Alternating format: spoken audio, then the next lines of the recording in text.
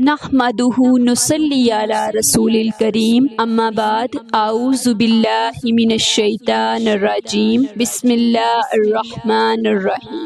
حضرت ابن عباس رضی اللہ تعالی عنہ بیان کرتے ہیں، رسول اللہ صلی اللہ علیہ وآلہ وسلم نے فرمایا، کوئی آدمی کسی عورت کے ساتھ خلوت اختیار کرے، نہ کوئی عورت محرم کے بغیر سفر کرے۔ ایک آدمی نے عرض کیا، اللہ کے رسول، فلاں فلاں غزوے میں میرا نام لکھ لیا گیا ہے، جبکہ میری اہلیہ حج کرنے کا ارادہ رکھتی ہیں۔ آپ صلی اللہ علیہ وآلہ وسلم نے فرمایا، جاؤ اور اپنی اہلیہ کے ساتھ حج کرو۔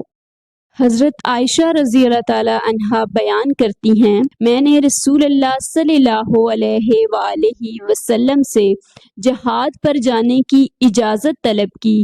آپ صلی اللہ علیہ وآلہ وسلم نے فرمایا، تمہارا جہاد حج ہے۔ حضرت ابن عباس رضی اللہ تعالی عنہ بیان کرتے ہیں، رسول اللہ صلی اللہ علیہ وآلہ وسلم نے فرمایا، لوگو، اللہ نے تم پر حج کرنا فرض قرار دیا ہے۔ تو اقرا بن حابس کھڑے ہوئے اور عرض کیا، اللہ کے رسول، کیا ہر سال؟ آپ صلی اللہ علیہ وآلہ وسلم نے فرمایا، اگر میں ہاں کہہ دیتا تو ہر سال حج کرنا واجب ہو جاتا، اور اگر واجب ہو جاتا تو تم عمل کرتے، نہ تم استطاعت رکھتے، اور حج کرنا ایک مرتبہ فرض ہے، اور جو شخص زیادہ مرتبہ کرے تو وہ نفلی ہے۔ حضرت ابن عمر رضی اللہ تعالیٰ عنہ بیان کرتے ہیں، رسول اللہ صلی اللہ علیہ وآلہ وسلم نے فرمایا، جب تم حاجی سے ملو تو اسے سلام کرو، اس سے مصافحہ کرو، اس سے پہلے کہ وہ اپنے گھر میں داخل ہو جائے، اور اس سے درخواست کرو کہ وہ تمہارے لیے مغفرت طلب کرے، کیونکہ اس کی مغفرت ہو چکی ہے اور ایسے شخص کی دعا قبول ہوتی ہے۔ حضرت ابن عمر رضی اللہ تعالی عنہ بیان کرتے ہیں، جب رسول اللہ صلی اللہ علیہ وآلہ وسلم حج یا عمرے کا طواف کرتے تو آپ سب سے پہلے 3 چکر دوڑ کر لگاتے اور 4 چکر چل کر لگاتے تھے، اور پھر آپ صلی اللہ علیہ وآلہ وسلم 2 رکعت نماز پڑھتے اور صفا اور مروہ کی سعی فرماتے۔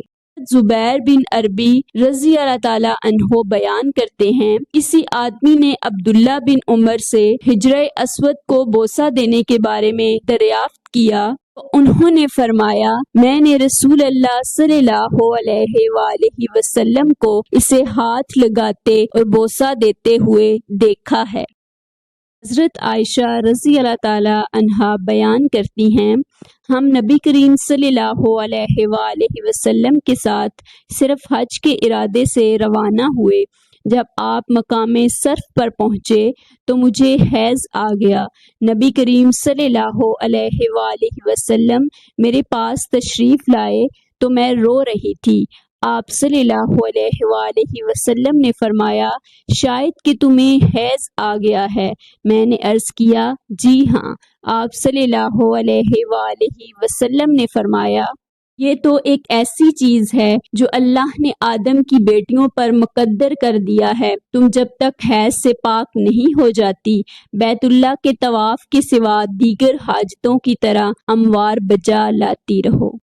حضرت عبداللہ بن صائب رضی اللہ تعالی عنہ بیان کرتے ہیں، میں نے رسول اللہ صلی اللہ علیہ وآلہ وسلم کو حجرہ اسود اور رکن یمانی کے درمیان یہ دعا کرتے ہوئے سنا، اے ہمارے پروردگار، ہمیں دنیا میں بلائی عطا فرما اور آخرت میں بھی بلائی عطا فرما، اور ہمیں آگ کے عذاب سے بچا لے، آمین۔